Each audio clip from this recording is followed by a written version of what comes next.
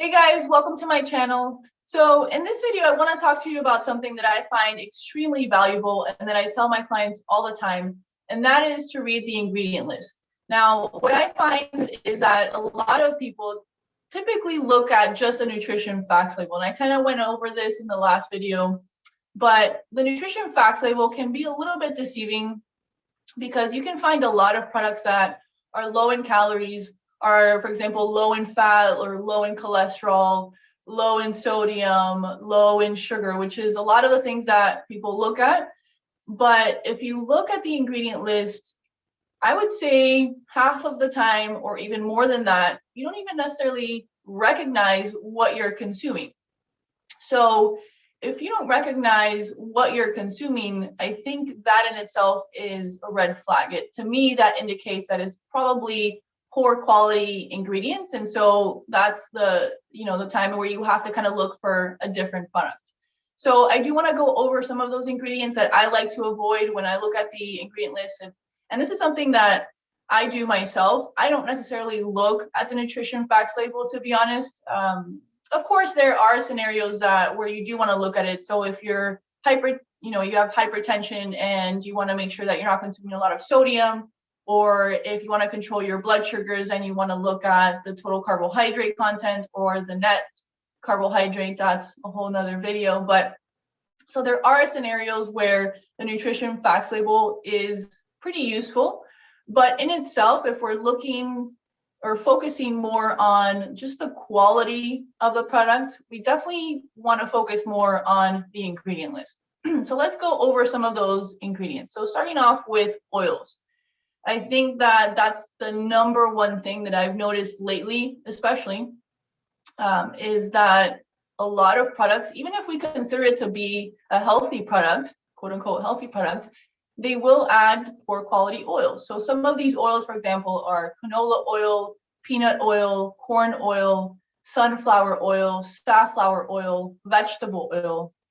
The other day I was at Costco, I was looking at the mixed nuts that I used to buy, and I looked at the ingredient list just because I was curious, and I noticed that they add peanut oil to the nuts. So just because you think that you're buying something that can provide you with a good amount of nutrients, never I would double check and make sure that you look at the ingredient list. Because in this case, if I could have gone back in time and looked at the ingredient list, I just was very confident in that, I was buying mixed nuts. What can they add to mixed nuts? So I never really looked at the label, but recently I did. And again, if I could go back and change things, I would.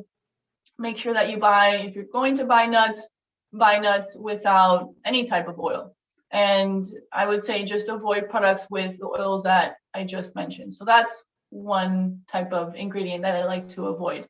Secondly, I like to avoid sweeteners such as aspartame and sucralose. So sucralose is the Splenda.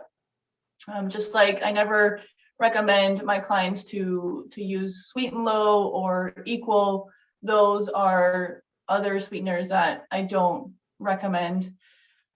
Thirdly, I like to avoid food coloring. So if you see blue number 2 or yellow number 7 on the ingredient list, so things like jellos, yogurts, pastries will have food colorings. Even the flavorings that you add to water will have food colorings. So definitely take a look at that and avoid it at all costs. Also, I like to avoid carrageenan, which is an emulsifier. It kind of helps bring the different ingredients in that product together. So that's something that I like to avoid. Gums, like xanthan gums. Again, that's something that helps bring the ingredients together.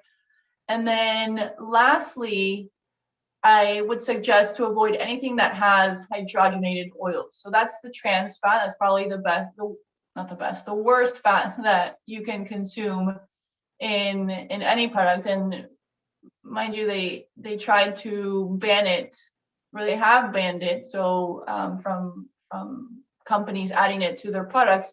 So you don't necessarily see it as often, but you never know. I would still double check to see if they do add hydrogenated oils to, like, for example, pastries. A lot of times they'll add it to pastries.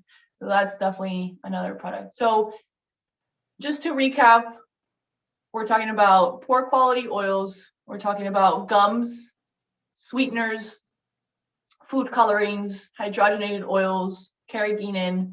Those are the top ingredients that I like to avoid. Of course, there are others. I didn't mention all of them today, but just a few things or tips that you can, kind of take with you when you're at the grocery store is, number one, the longer the list of the ingredients, the higher the probability that they're adding ingredients that we shouldn't be consuming. Number two, if you don't recognize a specific ingredient, definitely a red flag.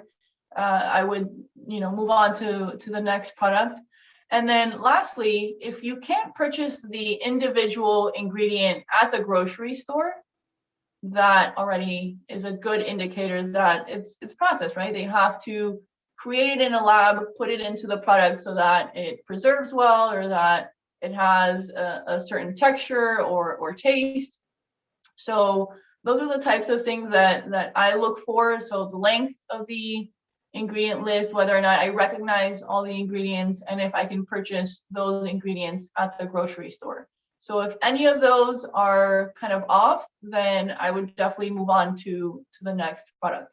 And of course, these are types of ingredients that we, in a perfect world, we would avoid at all costs. But of course, something that I often emphasize with a lot of my clients is that it's not an all or nothing. Of course, there might be certain occasions that we might consume products that have these ingredients, but as long as we're not consuming them on a daily basis, I'm okay with that. And so, these are just some tips that you can take along with you and maybe review your pantry and see what types of ingredients are in the products that you consume now. And so if you notice any of these, maybe next time you go at the grocery store, try to avoid that product or just look for a different, better quality product or brand. So I hope you enjoyed this video. I hope you learned something. If you did and you enjoyed it, please don't forget to hit the like button and also subscribe to this channel. And I'll see you